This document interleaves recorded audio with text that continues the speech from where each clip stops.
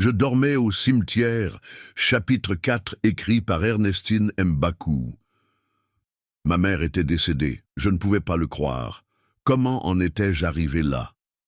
Un zeste de réveil de conscience me fit comprendre que j'étais sur le mauvais chemin, mais tout au fond de moi, il était impossible de sortir du spiral dans lequel j'étais déjà plongé.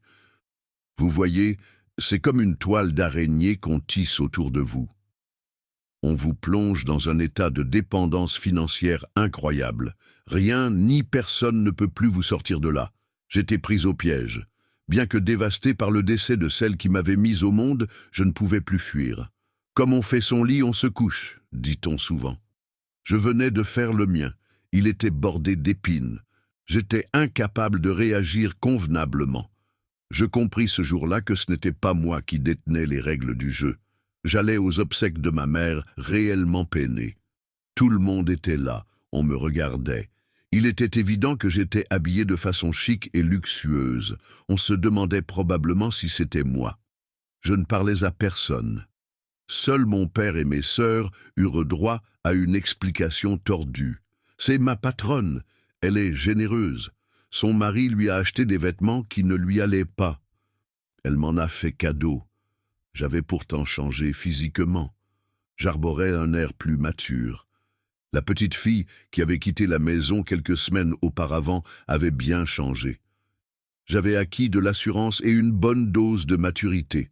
Mon père me dit « Mado, la mort de ta mère me semble si étrange. Je comprends, papa. Je n'arrive pas à y croire. Mes sœurs pleuraient. Elles s'enroulaient au sol. Je les regardais.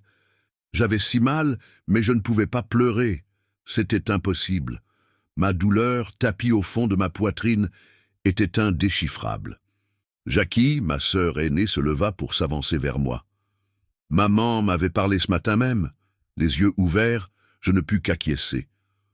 Pauvre maman, qu'avait-elle dit? Jackie me fixa dans les yeux. Que l'une de nous la conduira à sa perte.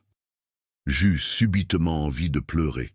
Pleurer, pas pour le décès de ma mère, pleurer car subitement j'étais celle-là. J'étais celle qui l'avait conduite à sa perte. Mais pour rien au monde, je ne l'aurais admis. Jackie, je ne comprends pas ce qu'il s'est passé. Elle se laissa tomber à mes côtés. C'est trop bizarre, cette mort. Pourquoi est-elle morte? Regarde, je suis consciente que nous allons tous mourir, mais il y a différentes façons de rendre l'âme. Je ne comprends pas toujours. Je me dis qu'il s'est passé quelque chose. Jackie était mon aînée de 3 ans. C'est celle qui se rapprochait le plus de notre mère. C'était une fille peu ambitieuse qui se contentait de se réveiller le matin et de se coucher le soir. Je me demandais si elle avait un rêve dans la vie.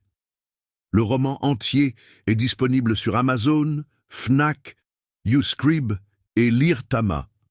Abonnez-vous et partagez.